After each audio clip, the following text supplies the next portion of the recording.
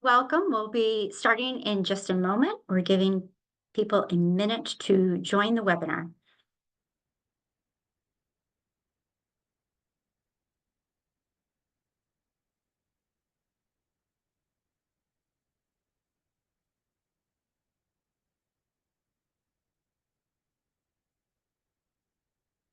Be starting in just a minute.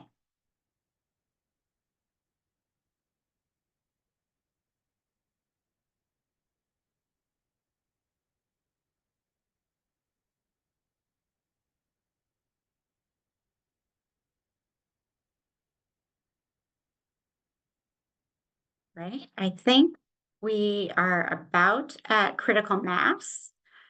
So we're going to go ahead and get started. Hello, everyone. Welcome to our webinar, Building an Equity-Based Preservation Plan Through Community Engagement. I'm Rhonda Sienkiewicz with the National Trust, and I will be moderating our discussion today as we're exploring how cities are reimagining historic preservation as a more inclusive and community-centered initiative through the development of historic preservation plans. We all know that preservation plans have long served as an essential component of our preservation work, serving as tools that help protect our historic and cultural resources, and also serving as a guide for sustainable growth and change. So today we're specifically focusing on equity-based preservation plans and engagement of community members and how those tools ensure that diverse voices and histories are represented in the preservation process. So this session is drawing on innovation examples from Austin, Texas, and Des Moines, Iowa, where planners and community leaders are leading the way in crafting preservation plans that reflect the diversity and heritage of all residents. Both of these plans are leading examples, emphasizing the importance of inclusivity, anti-displacement, and the celebration of culturally significant resources that may lack formal historic designation, but hold deep community value. So before we get started, we have a few logistics. First, please note the code of conduct that is being put in the chat and abide by that during the session. We will take questions from the audience. We ask that you submit those in the Q&A function at the bottom of your screen. And we will try to reserve some time at the end of the webinar to ask those questions of our panelists. We also invite you at any time to use the chat to talk to other attendees, tell us where you're from, share your thoughts that you've had during your planning processes. The closed captioning function has been enabled for this webinar. Following this webinar, we will be sending a link to the recording to the email that you registered for this webinar. And also wanted to note that all of our recordings are available on the National Trust YouTube channel. And lastly, this webinar series is made possible by Preservation Leadership Forum, the professional membership program of the National Trust, and we sincerely thank all of those members that are here joining us today. And now I'd like to introduce our panelists. Our speakers are planning and community experts from both cities, and they'll be discussing how they've listened and learned from each other and translated those insights into a plan that supports authenticity and represents preservation in those cities. So first we'll be hearing from the Des Moines team, Stacey Hanley and Eli Williams. Both work for the city, one in planning and urban design and the other in the equity office, and both have a passion and experience focusing on restorative justice and the built environment. And then we will hear from Austin, Texas. Cara, Bertron, and Rocio Pena-Martinez worked on the update to the Austin Historic Preservation Plan. Cara is with the city of Austin, and Rocio is a consultant and project manager. So with that, I'd like to turn the stage over to our Des Moines team, Stacey and Eli. Thanks, Rhonda. I'm really excited to be here today to share a little bit about the Reflect DSM Historic Preservation Plan. We're going to start this session with a brief overview of some of the high-level elements with the Historic Preservation Plan in Des Moines. Next slide, please. So the first thing is, why update our existing community preservation plan? That was our plan from 1995. And it was dated. We wanted to make that an updated, getting it updated was a priority. And we did call for an update in our 2016 comprehensive plan called Plan DSM. Next slide. Additionally, we wanted to address the demographic changes in Des Moines. For example, communities of color in Des Moines today make up 39%. And that's up 30% from a decade ago. So we wanted the plan to represent those demographic changes in the community, as well as addressing the larger trends in historic preservation that are more inclusive and take a more expansive view of preservation and address elements like tangible and intangible history. Next slide, please. The funding for our project was managed through a $25,000 CLG grant, and then we also had matching local funding of $55,000 for a total of $80,000 for our project. We did hire a consultant for our project, and when we put out our request for proposals from consultants, we were really explicit with a request that the consultant have a commitment to inclusivity and experience engaging diverse audiences via multiple communication strategies and languages. So we put that desire for an inclusive and equitable process and final plan upfront in our RFP process. Next slide, please. Our outreach strategy put forth by the consultants had both a traditional outreach element that would be familiar to a lot of plans, and we also had a non-traditional outreach element, and it was a somewhat experimental methodology, and we named that the Outreach Coordinator Cohort. And Eli was a member of the Outreach Coordinator Cohort. We call it OCC for short. And we ran those two outreach methods side by side. And what was really exciting was we allowed the process to be really flexible and adaptable. And it allowed the Outreach Coordinator Cohort to eventually blend in with the more traditional advisory committee. And that led to exciting and new results as these two generations and two knowledge groups came together. And it was really an exciting element of the plan. Next slide, please. So here's a timeline of all the different outreach strategies we conducted as a part of the planning process. Some of them look really familiar: listening sessions, community meetings, and public open houses. We also had public open houses that went along with existing events as a way to try to reach new community members who otherwise wouldn't participate in public open houses. We had an online survey and an online video survey, both in English and Spanish. And we had a more traditional advisory committee along with our non-traditional outreach coordinator cohort. And that group had both meetings and then conducted interviews. Next slide, please. Additionally, we conducted an internal process called the equity audit. And this was led by staff with process outlined by the consultants. We assessed 9 city programs that all touch historic preservation. Most of the programs are within my department, which was the Development Services Department. And we conducted this process through questionnaires and interviews with city staff. Next slide, please. And this is an overall timeline of our process, starting with when we had our CLG grant awarded in February of 2022. We then ended up putting out 2 different RFPs. I guess I will clarify, they were not different, but the first RFP coming out shortly at the beginning of 2021, when I feel like the pandemic still was in effect, we didn't end up getting any responses. So as I'm sure you will hear throughout this process, lesson learned was be persistent and just keep moving forward. So we tried again and we put out the RFP again, and we got much better results with that and ended up going with a consultant. And then we're able to kick off our process in March of 2022. And then we conducted the final plan adoption on September 11th of 2023. And now we are in the implementation phase. So I'm going to then turn it over to Eli to let them speak about their role in the process. Thank you, Stacey. My name is Eli Williams, and I'm a designer currently living in the city of Des Moines.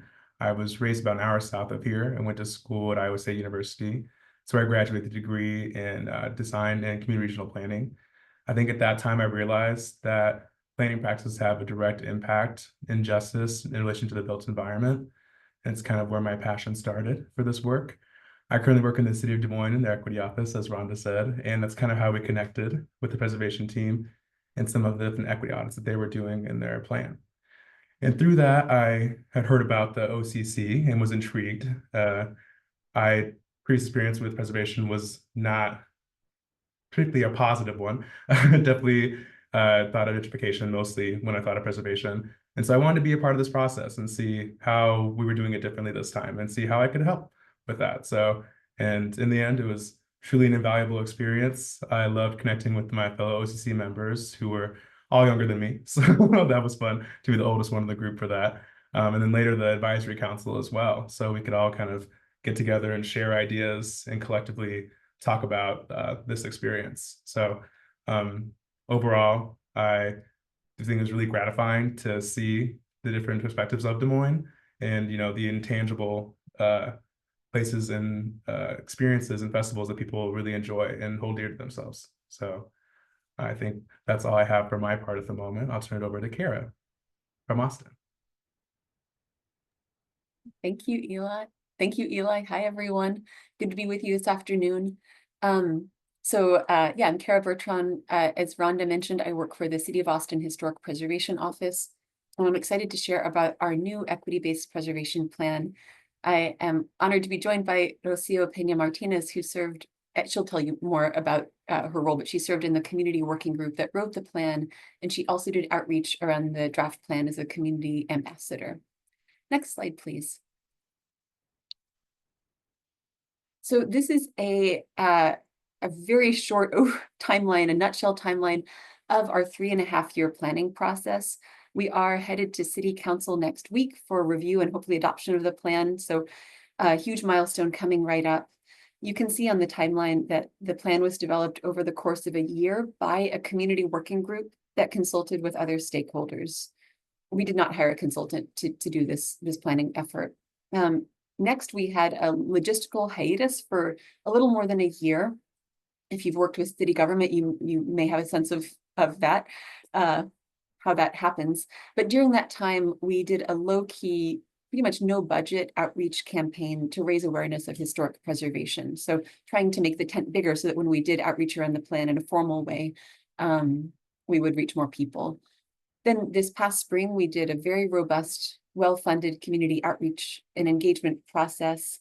And then in the summer, the same community working group that had developed the plan and a subcommittee of our Historic Landmark Commission revised and finalized the plan. And here we are. So I'm going to spend the rest of my time briefly by talking about 5 things that we did to engage community members in meaningful and equitable ways, and diving into some of the details of the planning process with that community engagement focus through that. Next slide. So I think the first and most fundamental thing is to give people real power. Our preservation plan, as I mentioned, was written by a community working group. Those are the people you see on the left at the top. And it was revised by many of those same people, plus some additions. The working group got input from focus groups, a technical assistance panel, 2 technical assistance panels, one of city staff and one that was organized by the Urban Land Institute, our local chapter, and surveys. So it was just, a lot of people contributed, about 300 people contributed to the draft plan. the plan's vision that's on the left, that came directly from responses to a community heritage survey. And as a result, it has a much bigger and more exciting view of historic preservation, I think, than we have had in the past in Austin.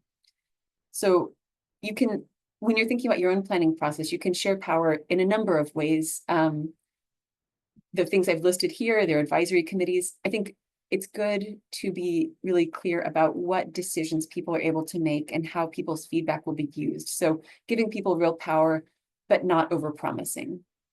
Next slide, please. Second, recognize community experiences. So this is such an essential part of starting to build trust with communities that have been harmed by past public policies and practices. There's just been a lot of racist things that have happened in Austin, and I'm guessing in your city as well. So we made the equity timeline that you can see here. This is just an excerpt of it. We included a full version in the preservation plan, and it takes up 14 pages. It is a lot of information. It's a lot of policies and practices over decades. So we also evaluated our current preservation program through an equity lens. So these equity assessments of where our historic landmarks and districts are located and what communities benefit from preservation incentives as a result of where they're located, and also as a result of these racist policies, because all of this, the landscape that we have today is a result, as we all know, of many things in the past. Next slide, please. So recognizing community experiences also includes the present day and looking forward. So we work to ensure that the community working group and community feedback on the draft plan represented Austin as a whole. So our Historic Landmark Commission was the body that initiated the planning process, and they were the ones who appointed the working group members. You can see on the top, there are these two pie charts showing the working group racial and ethnic demographics compared to Austin as a whole. It's generally representative. We had a few slightly smaller proportion of white folks in the working group than in Austin. And then you can see the figures below. Those are for public feedback on the draft plan. So most people provided feedback through a short community survey. And you can see that of the survey respondents, communities of color, people with disabilities, LGBTQIA+ communities, all of those groups were overrepresented compared to Austin as a whole, which was really exciting. We wanted to make sure we were engaging communities that have historically been marginalized by the city. We did not really hit the representative target with renters. Nearly 30% is pretty good for a city planning process, but we're going to keep working on that as we implement the plan to try to engage more renters. You can see also that we engage people from across the city. So we had more than 10 participants from 41 of Austin's zip codes, which is a big, it doesn't sound very impressive when I say it out loud, I think, but it is a big geographic expansion from the relatively central zip codes who are usually represented in preservation. Next slide, please. So meeting people where they are and the time that they have is really, really important.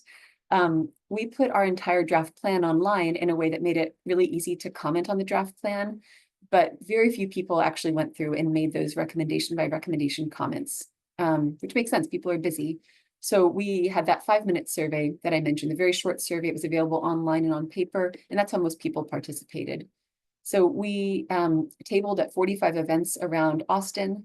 We created branded coloring sheets and cut out postcards. We presented at 49 meetings of existing organizations and city boards and commissions, outreach via churches. We put an article in the utility bill newsletter. We did paid social media posts. We had short videos on social media and online. We just tried to think about how can we reach people? So just there was a lot of brainstorming, and we were still adding kind of different ways to reach people throughout our engagement window, which was 4 months. We tried to be ruthless. I think I'm not sure that's quite the right word, but we tried to be really, not ask people to give more time than they had, especially people who aren't already into historic preservation. A lot of the folks we were trying to reach. So we engaged more than 2,500 people are in the draft plan. That's a very conservative estimate. And a huge part of that was casting a broad net and making it very easy to participate. Next slide, please. Working with trusted folks on outreach is important for engagement around the preservation plan. We paid 9 community members to act as ambassadors for the plan with their networks. I think this is similar to Des Moines outreach coordination cohort, the OCCs. We also awarded mini grants of $5,000 to 5 community organizations to reach their networks. And both of these efforts were targeted at engaging historically marginalized communities on top of the work that we as city staff and our consultants were doing. We also heavily recruited partner organizations throughout the planning process for all 3.5 years and continuing to help spread the word about opportunities to participate. So these included professional organizations like AIA and the Urban Land Institute, as well as a really wide range of community groups. So right now, the last time I checked our list, I think we are at about 300 partner organizations and still adding. So just trying to cast a broad net for who might be interested or who we could entice to be interested. Next slide. And then finally, this is the 5th thing, reduce barriers to participation. And this is another thing to just cast a broad net, try to think about what different people would need to participate in different ways. So we tried to use super accessible language in everything, starting with the call for community working group applications to develop the plan. We used that accessible language in background materials, in the plan itself, and in outreach materials. We wanted to make it possible for people without formal preservation experience or expertise to participate in the community working group that created the plan. So we developed a series of background briefs. You can see those on the left here, just screenshots from them. And all these briefs, they start from scratch. They don't make any assumptions about prior knowledge. They try to avoid jargon or explain it thoroughly when we do use it. In all of our materials, we used examples and images from different parts of the city that reflect Austin's racial and ethnic and cultural diversity, so people can see themselves in this plan, even though historically our preservation program has not been super inclusive. We're trying to set expectations for the future. We compensated community members for substantial contributions. This is a huge part of equitable community engagement. So we paid working group members $25 per hour for meeting time and preparation time. That was important. We did some minor focus group compensation. We paid our community ambassadors and the mini grant organizations. I think that is a huge thing. Of course, we developed outreach materials in different languages. And as I mentioned, we did events around Austin, just trying to make it easy for people to participate and to understand what we were doing. Okay, so those are 5 things very quickly that hopefully will be helpful for y'all as you think about community participation. And I will pass it off to Rocio. Thanks so much, Cara. Good afternoon, everyone. I'm Rocio. As Cara mentioned, I was a part of the equity-based preservation plan in Austin from the very early stages, as well as in the drafting and in the community engagement process. I am a project manager who specializes in public service projects. And at the time that I got involved with the equity draft plan, I was actually working on a chronic illness program where I was speaking with a lot of elder folks. And inevitably, our discussions about health return to discussions about the community and the physical environment around them and ability to remain versus the danger of displacement.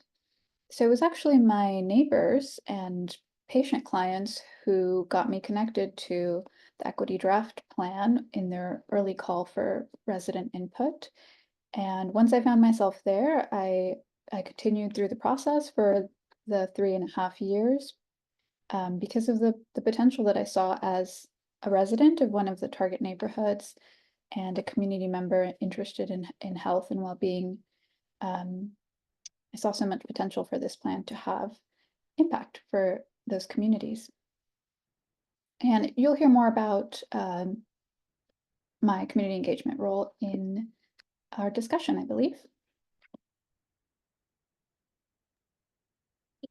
Thanks to everyone. I'm inviting all the speakers to turn on your camera. We'll be doing a discussion portion of our session now, and also welcome the audience members to submit some questions to the panelists. But first, I'd like to start just with I guess your thoughts, all of your thoughts about how you define equity planning and what about equity planning is different than a traditional planning approach that you may be familiar with or have been involved with in the past. And anyone can jump in and start the conversation.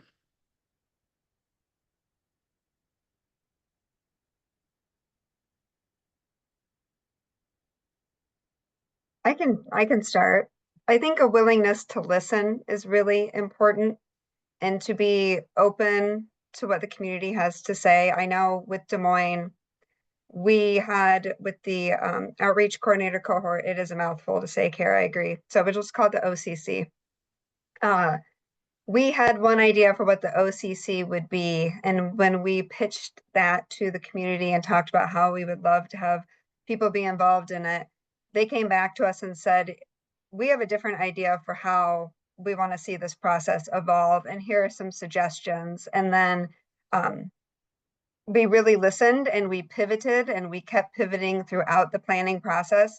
And we kept taking the situation that would arise and we would work with that, and we let the OCC kind of guide the process. So really just a willingness to listen and be open to a new way of doing something was a big part of our process.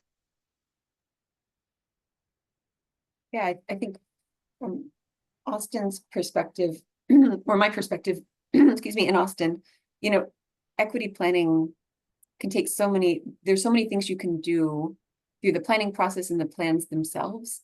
So I think, you know, thinking about in that process, who's making decisions, so sharing real power, letting community members make, you know, direct the process or big ideas. Looking at history is a hugely important thing because we need equity-based planning because of a very long history of inequitable planning. So I think having that perspective and being accountable to community members where you're trying to include people who've been excluded in the past and being able to say, yes, there's been a lot that the city or whatever entity has done wrong. I think it's good to have recommendations that are focused on equity, you know, increasing representation in historic landmarks and historic districts, having more equitable historic preservation incentives, like all of those things. But one of the things that we did in the planning process was to put all of the draft recommendations through an equity evaluation framework. So our plan has 107 recommendations, and every one of those recommendations were put through a series of 10 questions to try to minimize the chance that they would harm historically marginalized communities, you know, during implementation. There's a lot of details to be worked out in implementation. A lot of that depends on how we do things, but that was a process that our working group members went through to evaluate those recommendations.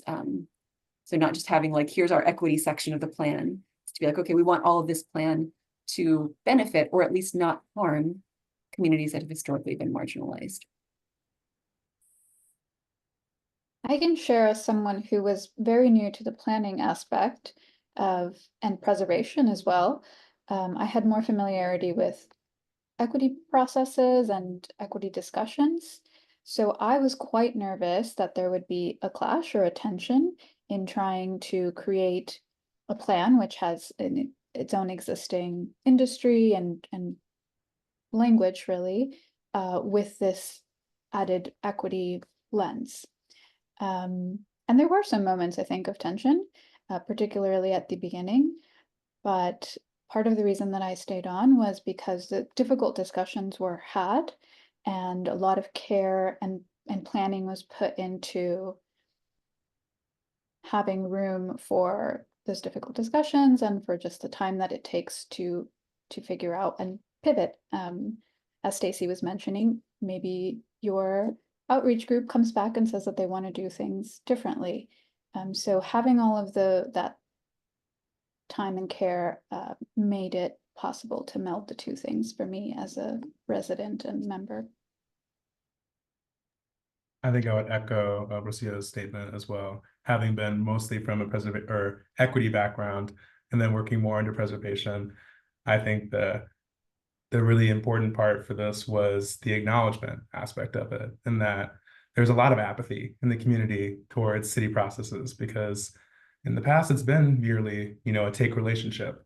And that big pivot where we had identified those community members to help out, and they said, not us, and instead try this, right? And instead of investing at the end, promising this investment, investing at the beginning in this relationship, right?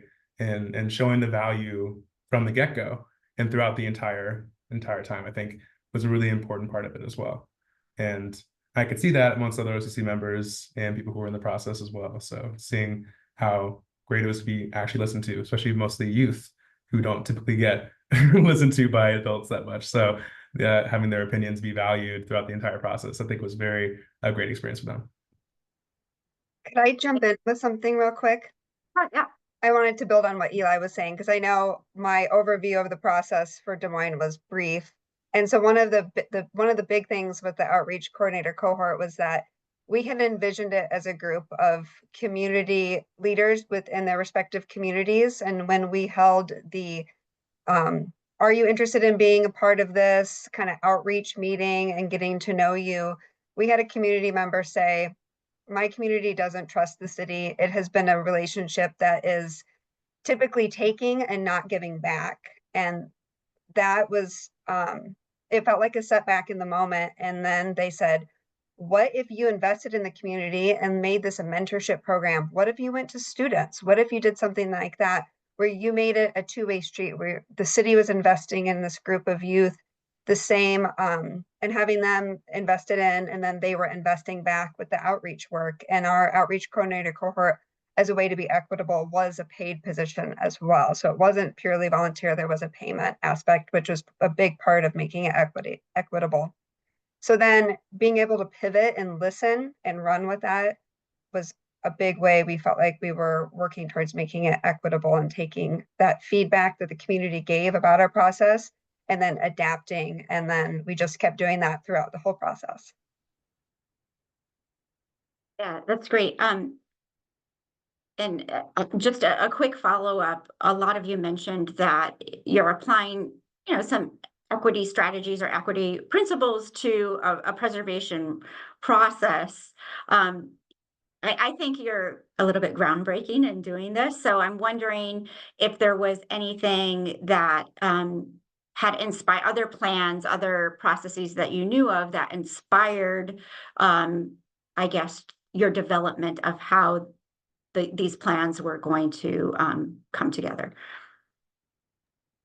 I'll say briefly, we in the 2020 NAPC forum, which was all online, that was where our idea of sparking of the having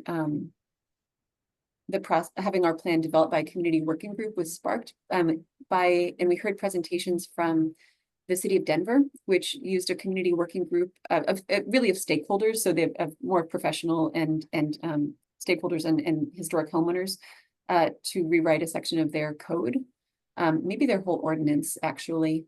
We also heard from a mayor's committee in Philadelphia that put together a vision for historic preservation. I think that's what we were looking at outside of the city of Austin. Within the city of Austin, we have a relatively new climate equity plan here, and that was put together by a community, by a kind of ecosystem of community working groups in a way that was actually much more complex than what we did. But we learned a lot from them and from other city departments around having community ambassadors and awarding mini grants. I think we just kept our radar open and tried to pull in good ideas as we heard them. Any other inspirations? Those are great. I love that you looked both within the preservation field and then examples with adjacent fields that were working and could work for preservation. Des Moines hired a consultant who brought this concept to the table, and I don't think it's been done in other communities that I'm aware of. And we often asked, how has this been done elsewhere? Like, how did it go? And a lot of times we would hear, we are paving the way. We're trying something new. So we have to be ready to fail and then try again and pivot. So it was uncomfortable a lot. And as a little background, which I didn't mention during my intro, I'm trained as an architect and landscape architect. with some planning experience, but my role as an urban designer is not a traditional planning role. So I started in 2022 when this planning process was already started. So I jumped in without any preconceived notions about how any of these types of processes were going to go. And Eli and I have joked that maybe that was to the benefit, because, if something wasn't working, I'd be like, let's just try something else, let's go recruit some high schoolers. And so there definitely was a lot of perseverance required, though. Great. Can you talk a little bit more? I know you each city had a brief amount of time to talk about logistics, but some of the things that you mentioned, such as being able to compensate community members for their work, the amount of time involved in this. Can you talk a little bit more about how the budget for these type of plans, was there external funding involved, the timeline involved? Does it differ from a traditional planning process? Those type of things that if others are looking to do this type of planning project, what should they expect? I can start and talk about our timeline. I felt like our timeline was moving pretty quickly, and we had some setbacks with recruiting and engagement and outreach. So we ended up having to ask for an extension because we had a CLG grant. We had a deadline baked into that grant process. So we ended up asking for an extension for a little more time, but our grant kicked off at the beginning of 2022 and rewrapped at the end of 2023. And so it was, about just under 2 years. And I think the grant originally mapped out a process that was just over maybe a year. So it was an intensive process that we moved quickly through and required a lot of my focus the time. As far as paying the OCC members, that was part of the original plan that the consultants came to the table with. So we ended up paying them. It was baked into the fee, and the consultants actually hired them. There was a W-9, and then we created a contract to help have accountability and set expectations for both sides. Both the students and young adult OCC members signed it, and then that was our agreement. And then the W-9 went to the HR at our consultants, and then the payment came through them. So that's how we worked through the logistics of that. We would have liked to been able to pay them more than we did. It was a total of $400 broken into 2 payments, $200 for one scope of work, and then $200 later in the spring for doing the review of the plan draft, to make sure that the comments that were heard during the interview process that they went through when the OCC went out to the community and we're talking about what does historic preservation mean to you, what places are meaningful in the city, what kinds of efforts have you had in the past about saving places that are meaningful to you. After those questions were complete, then we wanted to make sure that what they heard was represented in the plan draft. So then there was a review period. So we kind of had 2 separate elements that they participated in, and then there were payment after each of them. So those are the logistics of how we worked payment. For Austin,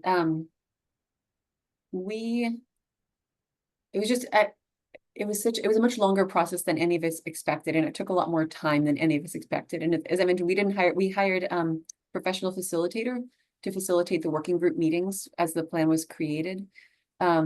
But otherwise it was done by working group members and staff and others, but it was a ton of time.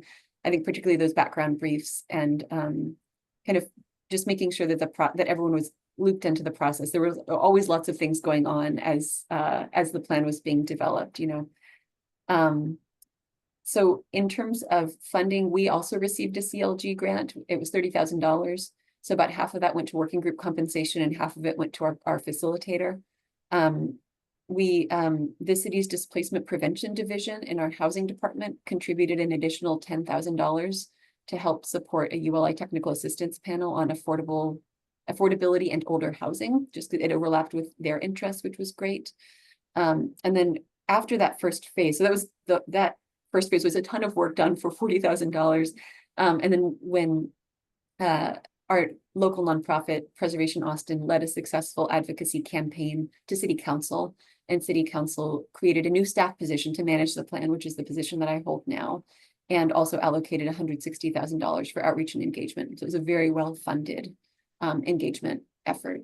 And as I mentioned, I think $25,000 of that 160,000 went to mini grants for community organizations.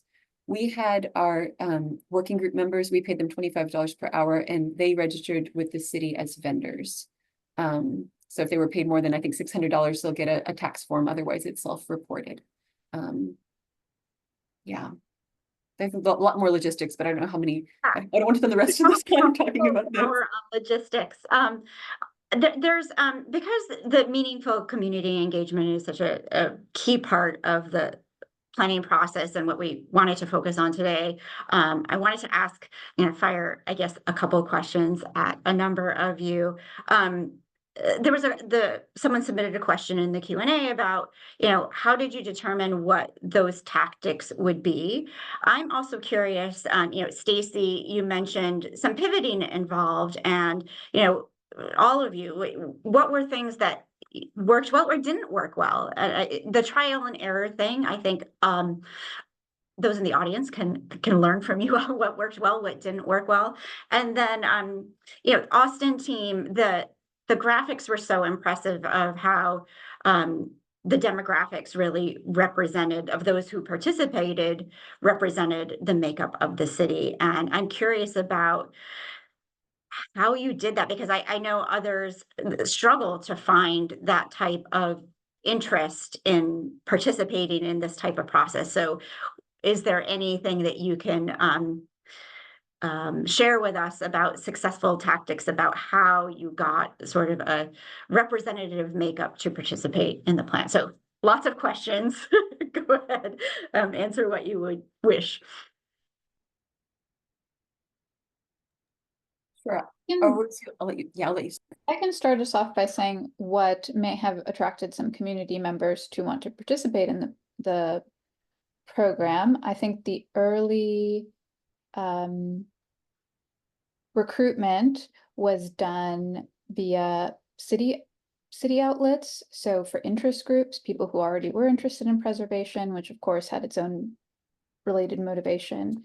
But like I said, I heard about it from local residents, neighbors of mine, people who lived in the community, who were a target population for the plan, who I'm not sure, Cara probably knows the logistics behind this, but they were alerted early on that this was going to be a process that was going to involve them. And I think knowing that up front, that there are going to be decisions made about your community that involve you, and this is an opportunity for you to participate, that was incredibly incentivizing for people to talk about it, even if they were not going to do it themselves. The conversation spread, and eventually they pushed me to do it. Yeah, and for that application window, I think we tried to, it would have been somewhere between 4 and 6 weeks. So like allowing time for that news to trickle through. So like we knew we could reach some people right away, but for the people who would need to hear it from neighbors or friends, or like a social media share, leaving time for that. We tried to do broad publicity. So I mentioned that list of 300 partner organizations. So it was smaller back then, but I did, I think, one individual emails to everyone on that list at that time, personalizing them, saying, hey, we're doing this thing. Can you please share it with your networks? And casting I'm sure that people got that initial email from me and did not know why I was emailing them. Like, that's not my thing. I do genealogy, I do other things, but really trying to be like, who might be interested in this? We also, that initial call for the preservation plan working group was picked up by a number of news outlets, I think because we were offering to pay people. So that was news. They were like, our people, our readers and listeners will want to hear about this, maybe more than if it was a city process that was unpaid. We also did, in our messaging, we tried to be really general with it, not to be disingenuous, but to talk about community heritage and shaping the future of Austin. And I'm certain that we did not talk about our historic preservation planning process to replace our 1981 preservation plan to develop new and improved policies, programs, and tools for Austin, the City of Austin Historic Preservation Office. You know, like those, some of those words would have appeared, but not in that order. So really just trying to invite people to participate in something they would be interested in, but not necessarily as preservation, you know, not as preservationists. I think was a big part of it. In terms of outreach and engagement, it was just like a lot of doing all that we could all over the place. Yeah, doing proactive outreach to groups, casting that broad net, again, going all over the city. Paid social media ads, I think, were really big. And actually for the outreach and engagement, when we look at the representation, particularly from communities of color, a lot of the participation, the engagement around the draft plan came from our ambassadors and our mini grant organizations in terms of the number of people they reached who then participated. So hearing from those trusted voices and trusted sources, hey, this plan is important. Whatever you think of it, tell the city. That was huge for us. Cara just mentioned something in this answer and the previous one that I think also had an impact for working group members who decided to stay on for the community engagement portion. And that was that they maybe came from other fields or with no previous preservation experience. But once we were there in the working group, we actually got a sort of education. She mentioned the briefs, and so there was a option to self-educate ourselves on policies and important topics, but there was also a sort of requirement that as a group, we hold each other accountable to having the background information necessary to make the decisions we were making. I think that kept people on because it was interesting, and then it was also something you were given information about so that you could continue. I won't speak to the larger engagement process, but mostly just to the OCC. But I would, similar to what Cara said, you know, speaking to people in a way that makes sense and it's not, you know, filled with preservation jargon, you know, just what places matter to you? What places do you value in your community? What places do you remember that don't exist anymore? You know, so like, and then just having genuine conversations with people, I think was truly like the best way to learn. The survey form, we could just deliver, you know, as a form, a Google filled sheet, or we could do it in person. And most of my interviews were in person. And you could speak for hours with people about the places they love in the city. And I loved it. I'm a talker too. So I never minded. And in one instance, there was a nephew and a great aunt who were speaking about a communal place that they had both loved and hadn't realized that it had been changed over time. And so we all shared a laugh about the beauty of the, you know, not purposeful preservation of the place, but being grateful for it and how we all love these places together. So I think, you know, just the genuineness of this process, I think, is one of the biggest parts, you know, and just being real with it. You know, we're not just wanting your opinions, we're wanting your stories and your experiences. I would say one of the parts that I think kept people on as well was the youth who were getting to talk about their communities and talk to elders in their communities and learn more themselves. You know, I think this process, I'm from Iowa, I knew about Des Moines, but I learned so much just about my community that I never knew before. And I think it's such a communal learning experience that we get from this that like truly everyone benefits. So yeah, I would say that the conversation 100% kept the youth on, but I think the mutual and communal learning, I think, was an added benefit as well. Yeah, there's a ton of questions in the Q&A, but before we get to that, and I'm actually addressing one of the questions in this, when we were talking about giving real power to people and going through this equity planning process, what are the major changes that you saw in the plan itself? You know, both cities were updating plans. What were some of the big changes you saw in the actual plan by going through this type of process? I can start. Our plan is community-centered. We had 3 overarching goals. One was to be equitable and inclusive, and the second one was to be community-centered and really continue this process of putting forward the power in the community's hands. So we want to, one of the first big actions, and also we want it to be more than just like a laundry list of actions. But one of the first big actions that we're undertaking that will be a multi-year effort is a citywide survey that's community-led, and it starts to capture all of Des Moines, and it starts to capture the tangible and intangible elements of the city. It's a lot of what we heard about through the stories. Eli started talking about sharing some of their experiences in the interviews.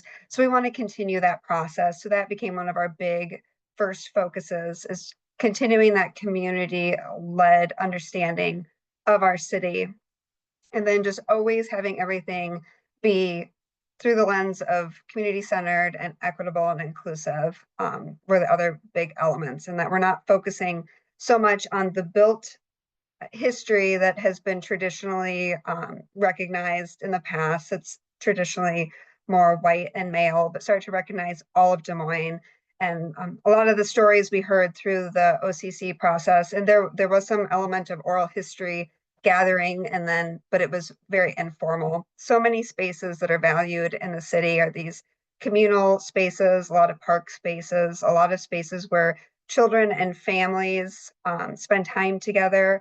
Places for children were mentioned over and over, places for youth to go and be safe and be in community, places people spent with their elders. So we want to capture that and understand that, and then be able to prioritize that in the future as we move forward.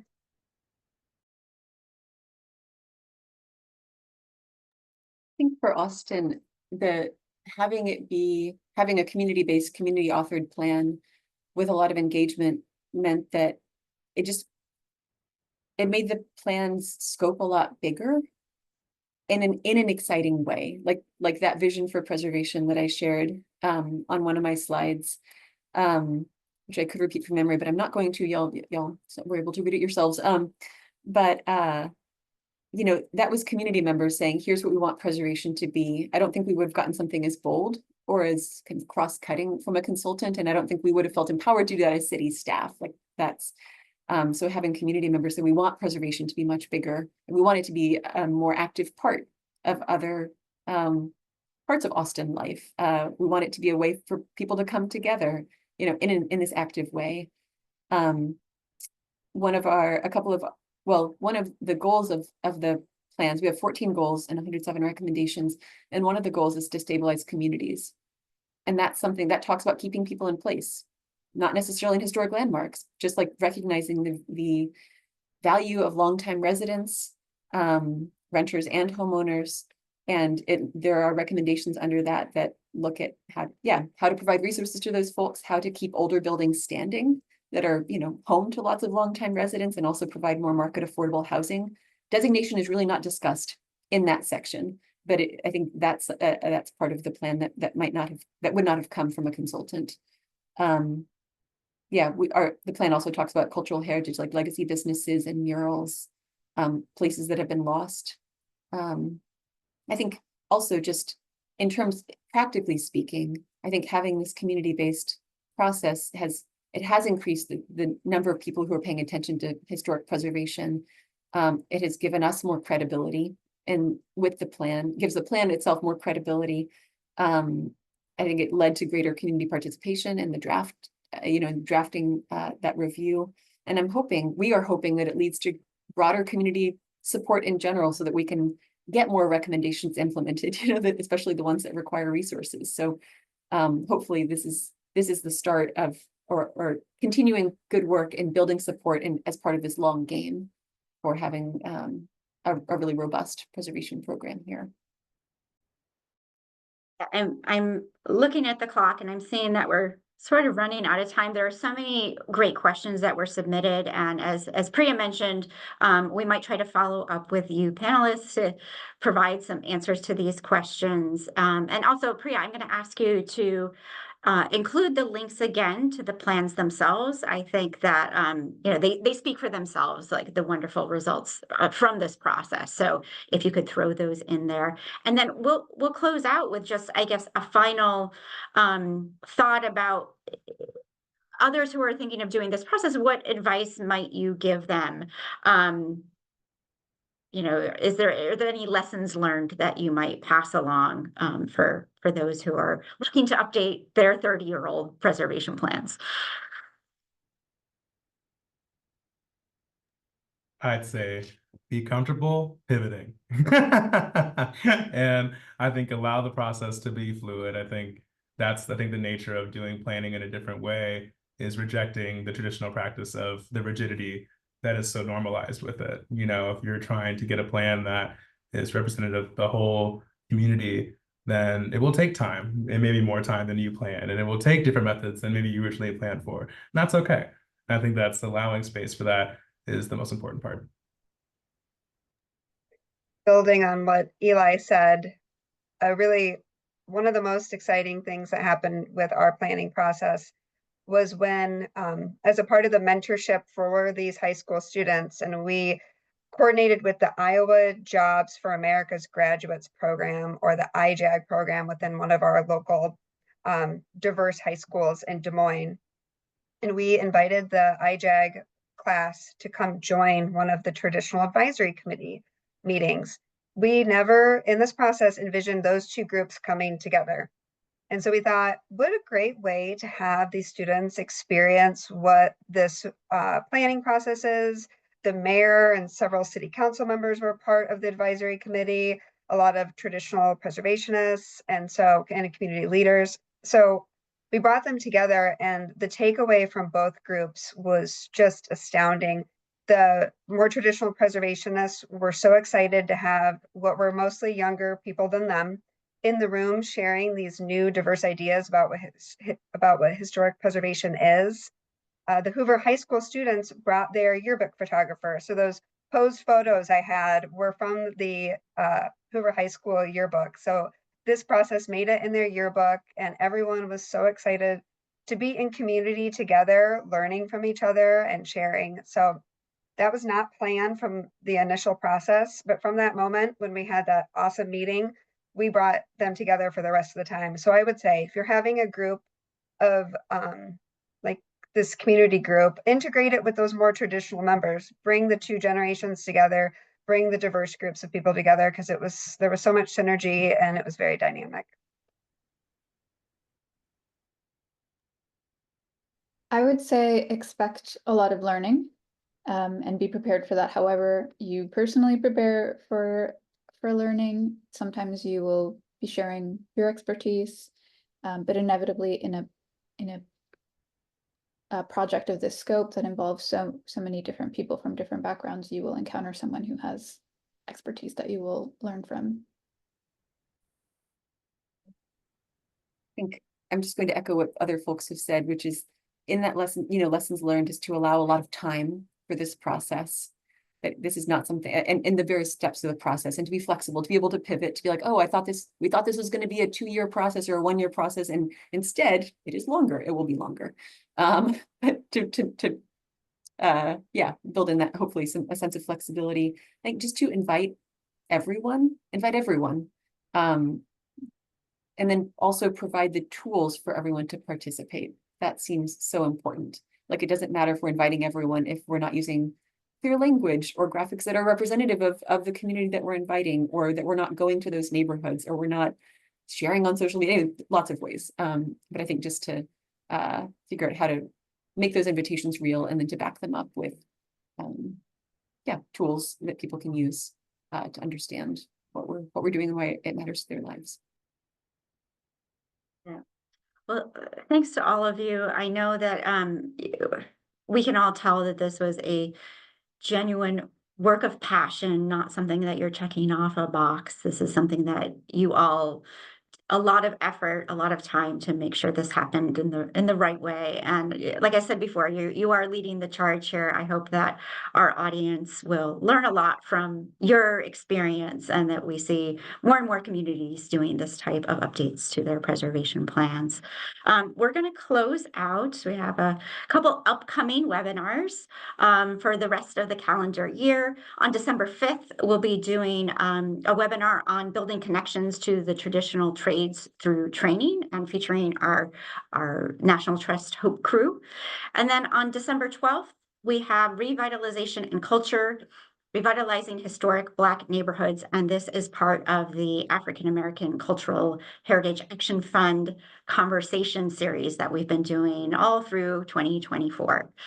And then finally, it's our 75th anniversary year. So we're inviting you to support the National Trust. And we hope that you have enjoyed learning more about how together we're improving people's lives. And if you have not yet, consider making a donation to the National Trust and join us in doing this crucial work as we celebrate our anniversary year. And with that, thank you, everyone. Thank you so much to our panelists.